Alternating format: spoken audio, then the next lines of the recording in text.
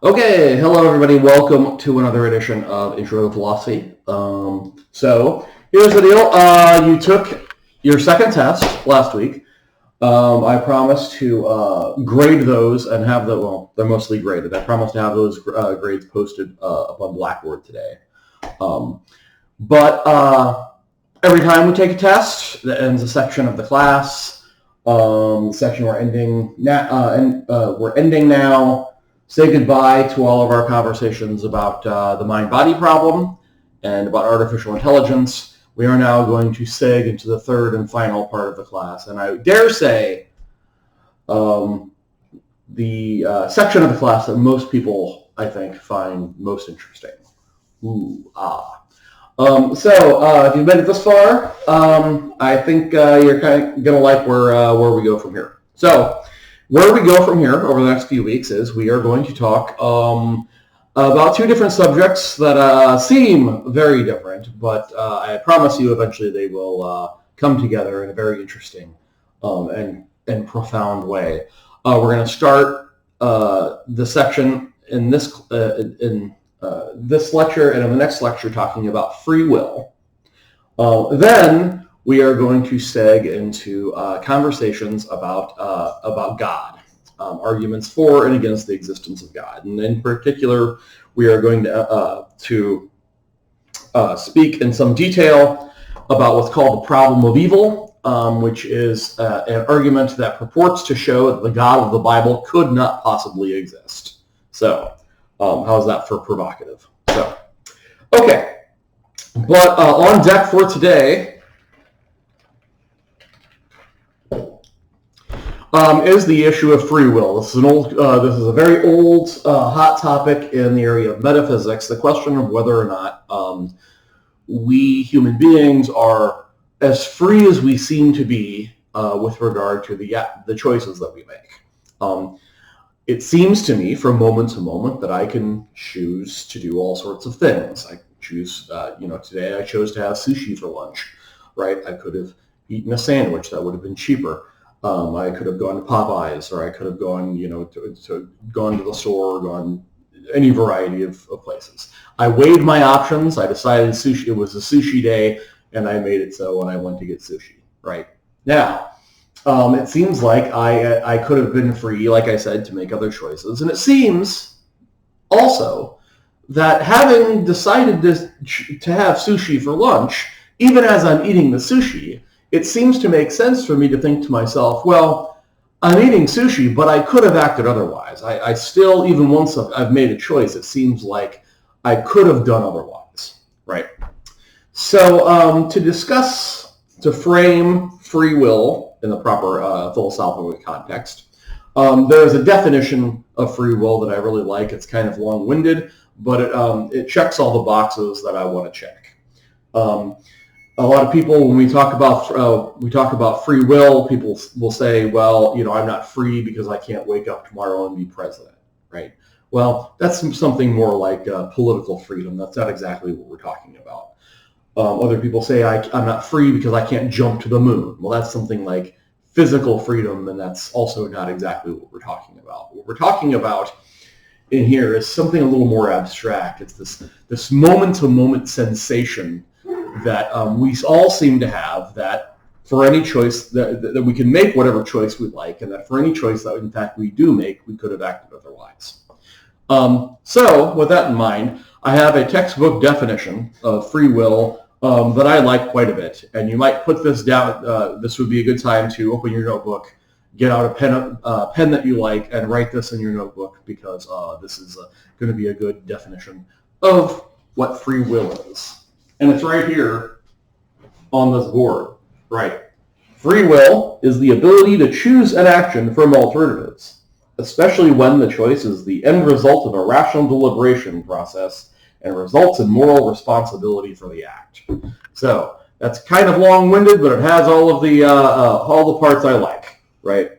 It has to be for a choice to truly be free. It has to be really a choice between different alternatives. It has to be a choice between A, B, or C, not just A or A, right? It can't be an offer that you can't refuse, so to speak, right? So, and we take it that typically our choices are they seem definitely free whenever we deliberate about them. Whenever we think about, hey, I could do this or this or this, but here's what I'm actually going to do, right? And we take it that this results in typically results in moral responsibility for actions. It seems to most people that if I don't really have a choice in what I do, then it doesn't really make any sense to blame me or praise me for any of my actions, right? So we all sort of take the existence of free will for granted, especially whenever we place any sort of moral or criminal judgments upon people, right? So, okay, personal anecdote time. Oh God, it's depressing how long ago this has happened. Years and years ago, my very good friend Jen was a bridesmaid in a wedding, right? And most of you are probably familiar with how the bridesmaids' days go, right? They all get together, they get their hair done, they get their they drink champagne, they have a fine time, right? So my friend Jen is put in front of this giant wall of fingernail polish. She can't see any of the names of the fingernail polish. She can only see the shades, right? And they say you can choose any color you like, right? So she carefully weighs her options, her choices. She can't see the name. She can only see the colors, and she says, I'll take that color. That's the color I like best, right? And they pull it out, and as most of the ladies out there probably know, fingernail polishes tend to have sort of funny or cute names, right? The name of this shade of fingernail polish was I'm Not Really a Waitress, right? Which struck Jen as very, very funny, right? The champagne she had that day probably helped. But anyway, flash forward a couple of years after that, Jen is now getting married. She's now going to be the bride. And she has another spa day with all of her bridesmaids. And once again, they put her in front of a giant wall of fingernail polish. She can see only the shades, none of the names. She can choose any shade of fingernail polish she likes. She chooses her favorite color. And guess what? That's right. It's I'm Not Really a Waitress again, right? So, now, if you're a philosopher, this raises some very interesting questions, right? And the question it raises, the one question in particular it raises, and that question is this. Jen chose according to her preference. She could have, in theory, chosen any shade of fingernail polish that she likes, right? She weighed her preferences. She decided, okay, well, I will choose that one.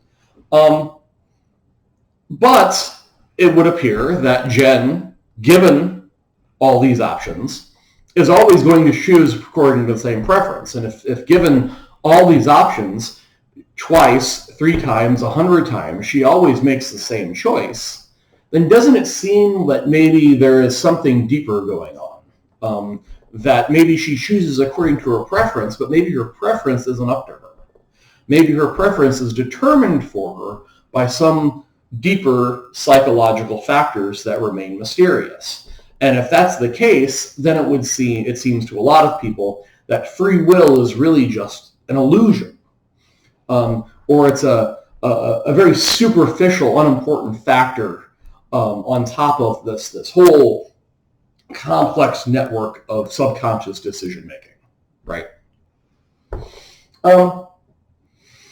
If, for instance, Jen happens to prefer that shade of fingernail polish. Now, we don't know. We are nowhere near, in terms of psychology or neuroscience, of being able to get into the details of why it is that somebody might prefer one shade of red to another, right? But let's just say that Jen happens to prefer that shade of fingernail polish because it reminds her of a shade that her mom wore whenever Jen was young, and she has good associations with it.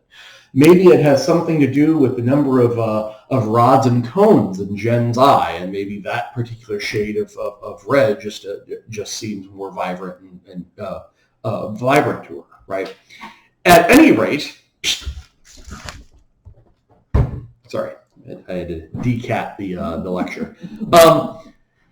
At any rate, it would seem like those are the factors that are really determining which color fingernail polish she wears. Now, if you ask her, well, why do you like that shade of red? I mean, her answer is going to be something very superficial, as it always is, right? Well, I just like it.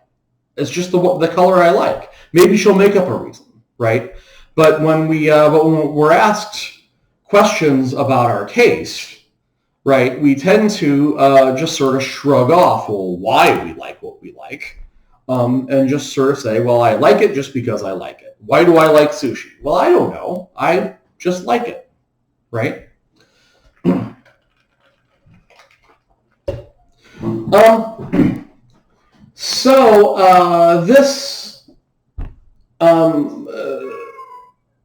This leads to several different positions that we might take with regard to free will, right?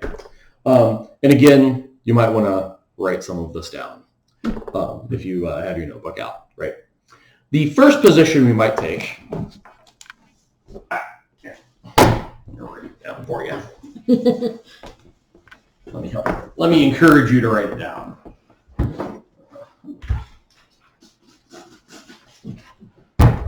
The decatting technology might be helpful. Your I erase the board. This doesn't help me very well. You better erase. Pause it for a second.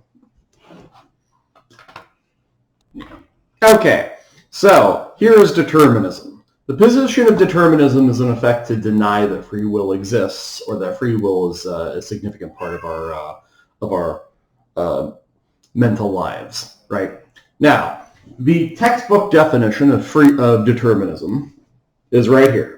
Determinism is, at the end of the day, the view that given the history of the universe, there's exactly one possible future, right? We tend to think that the future is open, that there are many possible futures, that, I might have, I might have many things for dinner, for instance, right? Maybe we'll go out to dinner. I'm always thinking about food these days, but we might go out for dinner. We might make, some pizza here at home or whatever, right? We think the future is open and that any of these are possible ways that our evening might go. Determinism denies that. It says that, well, that's just a superstitious belief. The truth is that human action is like any other event in nature, and that like any event in nature, there's some reason or some set of reasons why that thing happened rather than something else. If we know enough about the laws of nature, we can tell exactly how it is that the Earth revolves around the sun and how the moon revolves around the Earth, right? These are knowable. Get them out of here. These are knowable things. If we just know enough about the laws of nature, we'll be able to decide to perfectly explain and predict all of those events. And the determinist says, well, your choice of what to have for dinner is like any other event in nature. There's nothing mysterious about it. There's some set of reasons why you're going to choose to have pizza for dinner rather than a healthy salad. And if we just knew enough about you and your history and your psychology and your past and so on and so on and so forth, we could perfectly explain and predict all of your behavior in the same way that we can explain and predict the path of the moon around the Earth, right?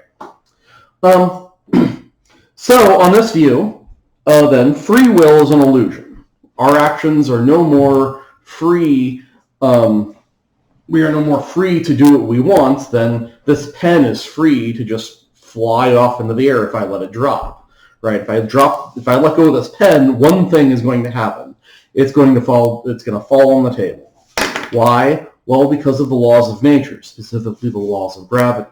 Now, I can blame this pen all I want. I can yell at it and say, damn it, pen, you shouldn't have fallen on the table. You should have flown off into the stratosphere. But it doesn't make any difference. The laws of nature decide where that pen is going to go, and it's going to happen every time, right? And the determinist says exactly the same thing is true of human beings. We can blame people all we want for the actions that they participate in, but the truth of the matter is, if we knew enough about them, enough about their history, enough about their psychology, about their physical brains and so on, if we knew enough about them, we would realize that their actions are no more free than this pen is free to fly off into the stratosphere. Right. Now, the practical implications of this should be pretty clear. The determinist denies that we are ever morally responsible for our actions. It doesn't make any more sense to praise or blame me for my actions than it does to praise or blame the pen for falling on the table. Now, a logical question that comes up to this point that we'll talk about, that I'll get back into a little bit later, but I will address now, is this. A lot of people, I can't see you, but I can see a lot of people raising their hands. I can imagine a lot of people raising their hands right now and asking, well, what? The determinists think that we should just open up all the prisons and let the prisoners out because nobody's morally responsible for their actions? No, not exactly. The way in the same way that we might have a moral debate about whether or not zoos are good to have, right? A lot of people think that zoos are bad and that the animals shouldn't be held basically as prisoners for our amusement in zoos, right? So, and maybe we're convinced by some animal rights activists' argument that that zoos are bad, right? That doesn't mean that we go and we just let the lions out of their cages and let them roam around Forest Park, right? That's dangerous. Lions are going to eat people, right? In the same way, even if we decide that our criminal justice system is fundamentally flawed in the way the determinists think it is, that doesn't mean that we just go and we just let everybody out of prison, because there are people in prison, not all of them by any sense, in fact, probably not even most of them, but there are certainly people in prison who are very serious dangers to society and can't be just allowed to roam around the park, right? What should we do with them? Well, the determinist on this issue thinks that their position is actually, it's both harsher than the alternative position and more reasonable. I mean, the determinist says, well, if we decide there are people that are too dangerous to let just walk around our society, then we should keep them in prison or keep them sequestered away where they can't hurt anybody indefinitely, permanently. Compare that to the system we have now, where somebody is busted for being a serial rapist and gets sentenced to 20 years in prison. Well, what happens at the end of the 20 years? Probably less than that with good behavior. He's looking at getting out of prison 12 years from now, let's say. Does that mean that he's not a danger anymore? Does that mean he's no longer a psychopath? Does that mean that he's all better and all fixed? No. All it means is he's paid his debt to society, and now we have no legal ability to keep him in jail any longer. And from the perspective of the determinists, I take it, they think that's just an irrational attitude. We should keep dangerous people like that sequestered until such time as we can fix them. And if we can't fix them, then maybe they stay in jail or at least someplace away from the rest of us forever, right?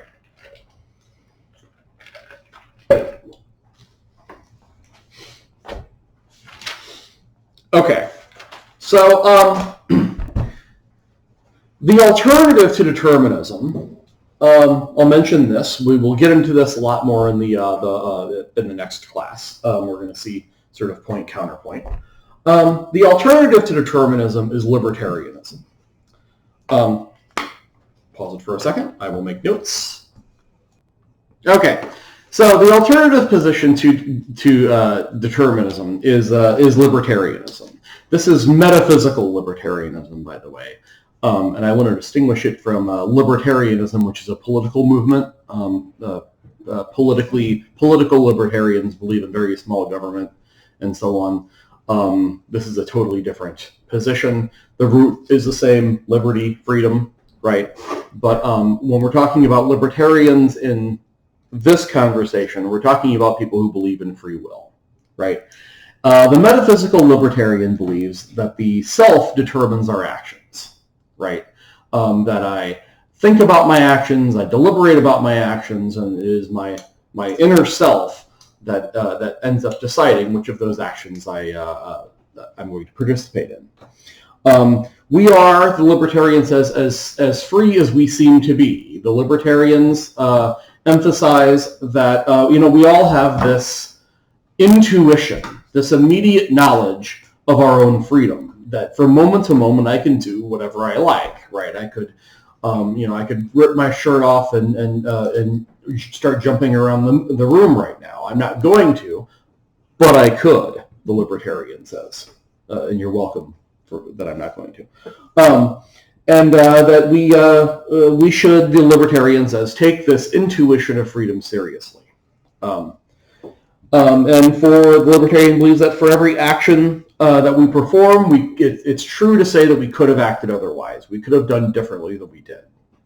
Whether we do a good action or a bad action, we could have acted otherwise. And libertarians, of course, do believe that we are morally responsible for our actions. It makes sense that if I can do any of a wide range of actions, that if I do something good, I deserve to be glorified for my actions. And even more importantly, perhaps, if I do something seriously morally wrong, I deserve to be punished for my actions because I could have acted otherwise. So those are the two positions we are going to discuss in subsequent lectures. Oops.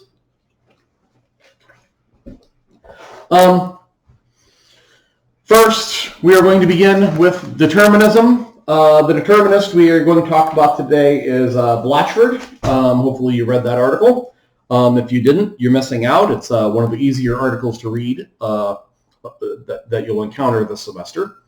Blatchford makes a very straightforward, clear argument that determinism is true and that free will is a delusion, right? In fact, the title of the article is "The Delusion of Free Will," right? A delusion in psychology is a persistent false belief, right? It's something that you continue to believe even when there's evidence to the contrary or there's no reason to believe it, right? So, and there are, if for instance I believe that I'm the King of England, right? And my psychiatrist tells me, well, Jason, you're not the King of England. You were born in America, and you have no royal blood and so on. But I continue to believe that I'm the King of England, and I insist that people call me sire and so on. These are delusional beliefs, and they are hallmarks of serious mental illness, right? Same thing, if I believe that Selena Gomez is sending me secret messages in her albums, that she's secretly in love with me, right? And she secretly wants to be with me. Again, my psychiatrist will tell me, no, you've never met her, and there are no secret messages in her albums, so how can she be in love with you? But I continue to believe it, right? And these people, I make light of it, but this is a serious mental illness, and people often end up institutionalized with lots of problems because of this, right? From Blatchford's perspective, the belief in free will is a delusion. That is, it is demonstrably false, and yet we all continue to believe to act as though we believe in it, right? In fact, our entire criminal justice system is built around the acceptance of this superstitious idea of free will, right? And that, by the way, is Blatchford's real agenda. One of the reasons he writes so clearly is because he's not a philosopher. He was a lawyer and a social reformer, right? And he is really writing to convince people to change their attitudes about criminality and the criminal justice system, right? And he's writing this about 100 years ago. a lot of the arguments that he's making are very progressive in the literal sense of that word. He's way ahead of the curve on explaining people's behaviors, particularly people's criminal behaviors and their bad choices, in terms of being functions of their heredity and their environment, right? The determinists believe that our actions are caused by subconscious factors beyond our control. And Blatchford thinks that those subconscious factors are heredity and environment. Heredity being our genes, our physical makeup, and our physical desires. You know, we all have certain kinds of physical, biological dispositions. You know, we want food, we want water, we want air, we want sex, and we have some specific genetic factors that we inherit from our parents. Some of us, let's say, have a genetic predisposition towards substance abuse, right, towards alcoholism, right? Others of us might have a genetic predisposition towards violence. You know, some people have very violent, hot tempers, and so on, right? And guess what? People with those kinds of genetic factors, just by coincidence, I guess, they end up on the wrong side of the criminal justice system very often, right? They end up in jail, right? So there's heredity on the one hand, and there's also what Blatchford calls our environment, right? Another group of factors that end up leading to our behavior, right? So, you know, maybe so you are our environment is the conditions we're raised in, what we've been taught to believe, what we've been told to believe. Do we think of ourselves as good people? Do we think of other people as good people, or are we suspicious of people? If you're raised by car thieves and drug dealers, you're probably going to grow up thinking that's a normal way to make a living, right? And that's part of your that's part of your environment, right? If, on the other hand, you know, you're brought up by good people with a strong moral code, then you're probably going to be to grow up to be an adult with a strong moral code, right? This is a pretty familiar idea to us at this point. You know, with another 100 years worth of sociology and psychology since Blatchford wrote this. I mean, no, we don't consider it a coincidence anymore that somebody who grows up with abusive alcoholic parents who are criminals generally turns out to be an alcoholic and a criminal, right? But what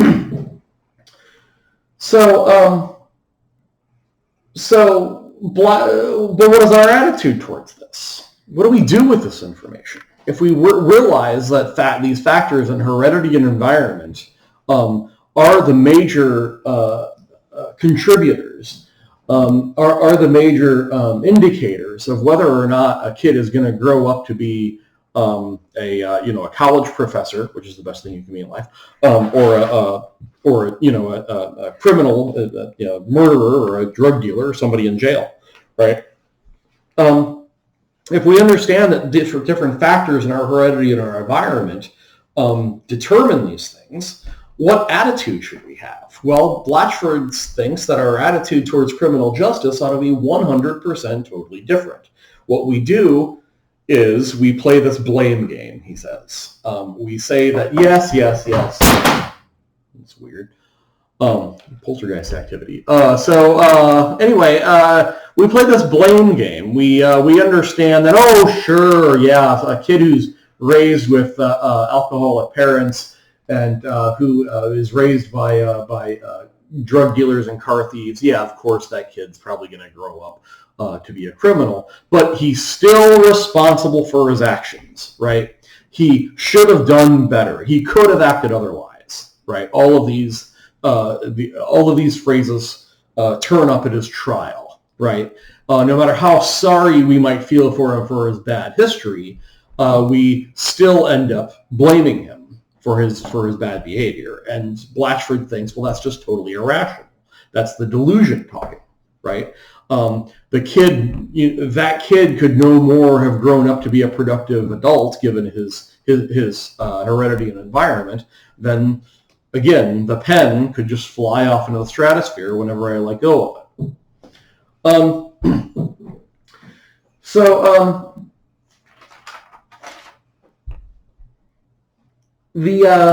The way to think about it, the way we might think about it is that consider. So Blatchford asks us to imagine a decision that somebody's making, right? His example is kind of bizarre. He says, imagine a woman, she has a choice to go to the opera or to go visit a friend in the ghetto, right? But think about it this way. Think about, later on, once we're all allowed to leave our houses, it's under normal circumstances, right? And the weekend's coming up, and you have a choice between going out and hanging out with your friends, or going to visit your sick aunt. She's in the hospital, right? And let's say you're a very type A personality. You're always making up lists. And so you're going to make up a list of the reasons to go visit the sick aunt versus going and hanging out with friends, right? And so reasons to go visit the sick aunt might be, well, you're going to feel really guilty, especially if she dies, right? It's going to be hard to see your mom, and if your aunt dies, you're never going to live it down, right?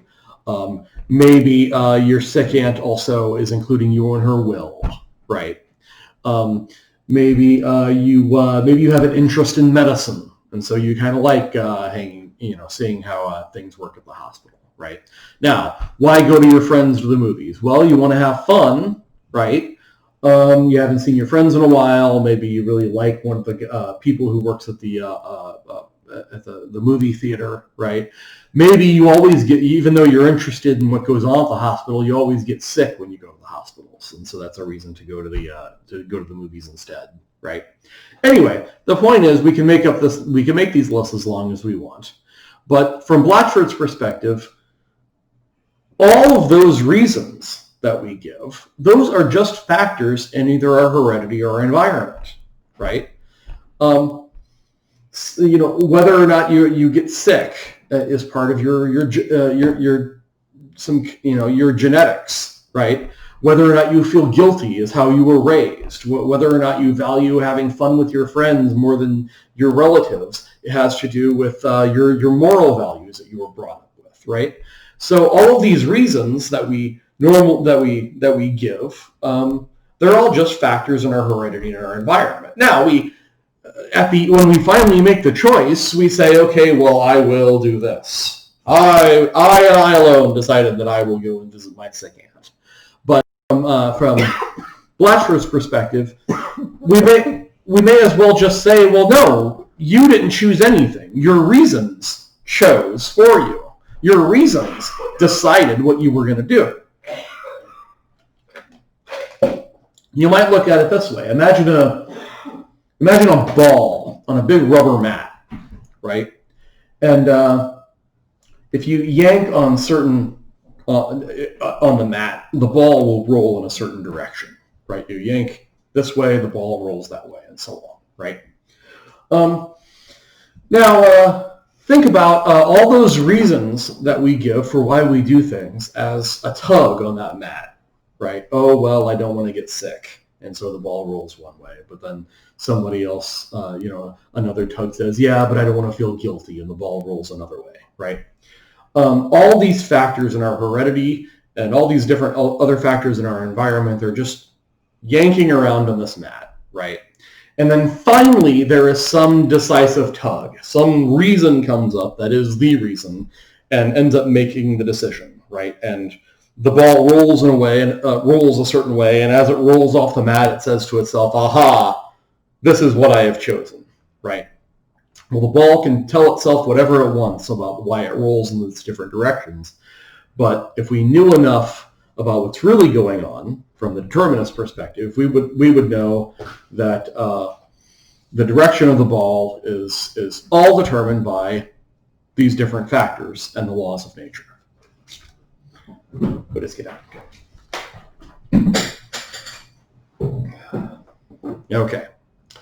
Oh, by the way, the attendance password is April, as in the month of April. So there you go. Now,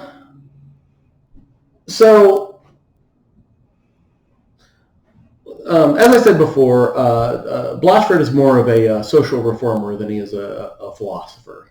So it's a reasonable question to ask, what does he have in mind to apply in terms of applying this rejection of free will to the legal system? What effect is this going to have on our legal system, right? Well, from Blatchford's perspective, and from the perspective of most determinists, they think, well, the first step is rejecting the idea of free will, getting it out of our heads that people perform their actions because they are free and they freely choose those actions, right? The first step is admitting you have a problem, right? Then from there, the determinists think that, well, this opens a whole array of options to us in terms of reforming criminals and trying to head off criminal behavior to begin with that aren't normally open to us. If we take seriously that it is heredity and environment that cause criminal behavior, then we are going to more take seriously how to maximize the heredity and environment for the young people in our society.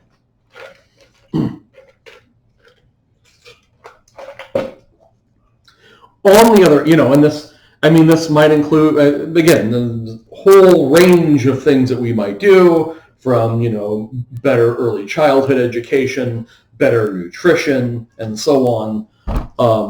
All sorts of things might end up being on the table if we want to try to create a criminal justice system that doesn't just punish behavior, but rather tries to head off criminal behavior. And that's the other side of it for people like Blatchford. They think that this blame game, this game that we play where we take no action for a criminal until a criminal has done something to actually break the law and hurt somebody, and then what do? Well, we punish that person, right? We put that person in jail, or we execute that person, or we put that person in all sorts of terrible situations. Not because we think it's going to make that person a better citizen of society, not because it in any way really helps the victims of the crime, just because of, again, this irrational, superstitious attitude that, well, a bad person has to pay a debt to society. And once that debt is paid, that person is free and clear, right? And this doesn't make any sense. It doesn't make us a safer society.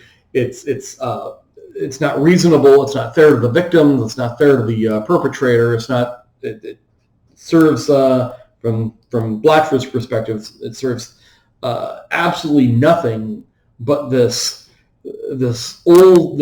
ancient, Bronze Age idea of an eye for an eye, right?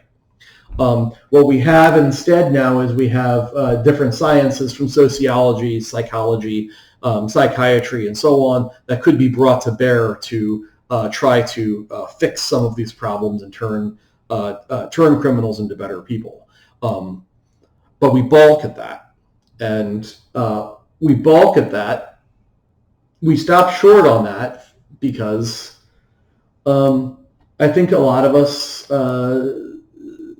tend to see intervening to change criminals into good people as brainwashing, right? It's the problem brought up by the book and movie A Clockwork Orange. I don't know if you're familiar with this movie, but I will run it for you. A Clockwork Orange is a famous book and famous movie. It takes place in the near future. It's about this young criminal named Alex. He's about 15 or 16 when the book opens. He and his friends are these hooligans. They just drive around the city and they just cause all sorts of trouble, including raping, gang raping and murdering people, right? Well, Alex ends up in jail, right? And when he's in jail, he's given an opportunity to participate in this experimental treatment. And he's like, hey, I can take some time off my sentence, no problem, right? And this experimental treatment involves showing him images showing him violent images of people being killed and people being murdered and so on. And they give him medicine to make him sick, right? So so once he's done with the treatment, he has been conditioned so that any sort of violence or any urges he has to be violent lead him to be violently ill, right? And he's cured, right? And they release him back into society. And what we find out, ironically, is that he is not at all suited to be in society, being made ill by any sign of violence, right? Anyway, the point of this is that the author of the novel, Anthony Burgess, and certainly the director of the movie, Stanley Kubrick, have a lot of anxiety about turning over the reformation of the human soul to scientists, right? That they think that these people with these test tubes and these drugs, they're going to come along and they're going to say they can cure criminality. But what they're really doing is they're brainwashing people, and they're tinkering with the human soul. And I think both Burgess and Kubrick end up with the opinion that it's better to have to suffer through criminals like a few criminals like Alex than it is to have this institutional policy of brainwashing bad people into being helpless people, right? And so I think, and I belabor that because that, not only is it a good book and a good movie, although trigger warnings on both the book and the movie. They're very violent and have a lot of sexual violence. But I bring it up because a lot of people are very concerned about the line between reforming criminals and brainwashing criminals. And a determinist is not going to have very much patience for that, frankly, because a determinist doesn't see reforming criminals as brainwashing. For a determinist, it's not a question of whether or not you're going to be brainwashed. We're all brainwashed. We're all brainwashed by our heredity and our environment. The question is whether or not we are going to try to sculpt that brainwashing into better behaved people who are capable of getting along in a society and maybe being happy.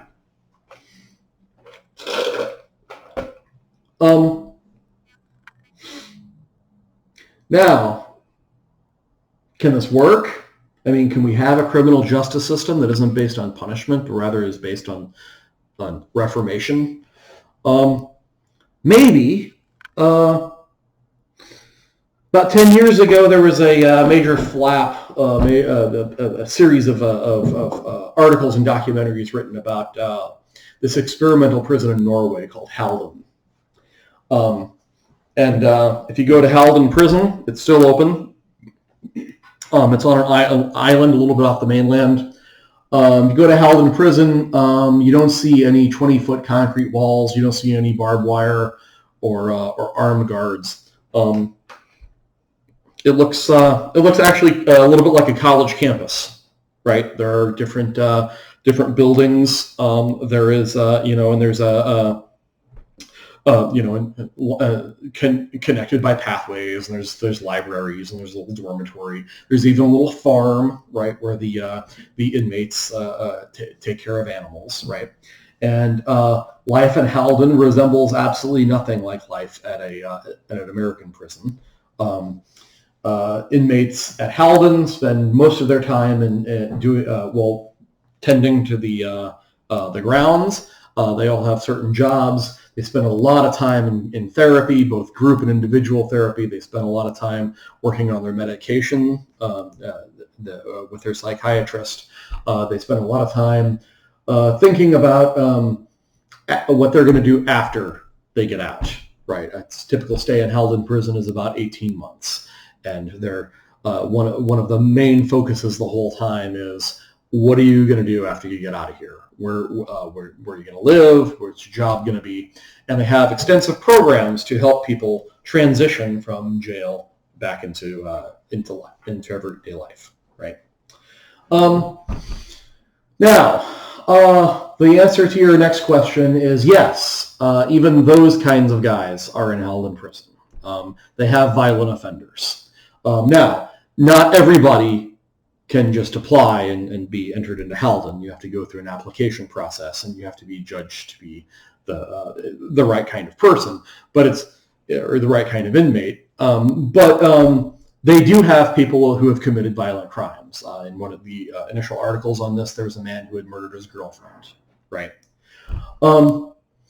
Now, so to a lot of us Americans, who are very focused on crime and punishment and think that, well, if you eye for an eye, if you hurt somebody, you need to be hurt, and that if these prisons, especially if these prisons are too cushy, if they're too nice, why would anybody want to leave? Right? You're just going to be coming back if life in Halden is too good. Right? Well, to that, here's an interesting statistic. The recidivist rate in our U.S. prisons are U.S. prisons that are almost entirely based around punishment. Right? They're almost entirely based around demeaning and punishing the inmates there. You would think that as bad as they are, as hellish as they are, with all the jokes we make about how common rape is in our American prisons, and how terrible the guards treat the prisoners there, you would think that once you get out of an American prison, you would do anything you can do to keep from going back. You might be wrong, though. The recidivist rate, depending on, that is the likelihood that somebody who leaves an American prison is likely to come back to an American prison within 5 years. The recidivist rate is somewhere between 60 and 70%. Right. Now, this is a question I would ask at, if we were in person. I would say, what do you think the recidivist rate is at Halden prison? Intuitively, we would think it would be more. I mean, who doesn't want to go back to Halden prison? It sounds like heaven on earth, right? But you're wrong. You're way wrong. The recidivist rate for Halden prison is about 18 to 20%, and that's why it got all of the attention it did 10 years ago. What do we learn from that? Well, we don't want to be too quick to think that we can just tomorrow adopt a Halden prison attitude here in the United States. There are a lot of cultural factors that might be in play here, right? But maybe it starts to get us to think that we could have a prison system or a criminal justice system that is maybe a little less focused on dehumanizing and punishing the criminal, and maybe more focused on trying to encourage the criminal to reform his or her ways and become a better citizen. Right? Now, we tend to think of that as sort of gooey kind of liberal goody-goody. Oh, well, you think you can just fix people? Well, some people are just bad. Well, I think one of the lessons of Halden prison is that we all have a stake in this as a society. We all have a stake in reforming criminals. Most of the people in jail, the vast majority of people in jail, are not serving life sentences. The vast majority of people in our prison systems are going to be out in 3 years or 5 years or 10 years. And then what? Well, if they have no aftercare plan, if they are set up to fail, if they are stigmatized and unemployable, they're likely to go back to engaging in the activity that got them in jail in the first place. And this is the major insight that the architects behind Halden Prison had and we're trying to apply, right? Anyway, I think that Blatchford would say, and I think he has a point that or he would have a point. He's dead now. But I think Blatchford would say that a big part of making a transition from our criminally ineffective American justice system to a more progressive and more functional system like Halden, a big part of that is giving up this idea of the blame game, relaxing this attitude we have that if somebody, the most important thing, if somebody breaks the laws, that person gets punished. That person suffers. I think that's our major priority in the United States, and I think that's reflected in our criminal justice system. And that might have to be the first thing to go. There's a lot of debate over whether or not a criminal justice system exists more to reform people or to punish people. It seems like in the United States, punishment is the major priority. And it would seem to me that the more you have one, the less you have the other, right? The more your system is based on punishing people, the less it's going to be able to reform people. And the more that it's based on reforming people, the less punitive it's going to be. I think we have a long way to go to get there. That said, here's a problem that comes up when I think about Halden Prison is this, that's great for the criminals, but what if it's me, who was raped, right? What if it was me whose daughter was killed by her boyfriend, right? And rather than experiencing a punishment, he goes and tends to goats for 18 months and then comes out and gets a really good job and has a whole system of civil servants really pushing for him and really wanting him to succeed. How would I feel? I think I would feel like my society doesn't care a whole lot about my suffering. So anyway, just one thing to think about. So okay, what we will talk about next time is we're going to talk about the other side. We're going to talk in depth about metaphysical libertarianism, and we're going to read Charles Campbell's defense of the common sense notion that we choose our actions and we are morally responsible for those actions. So, okay, thanks a lot, everybody.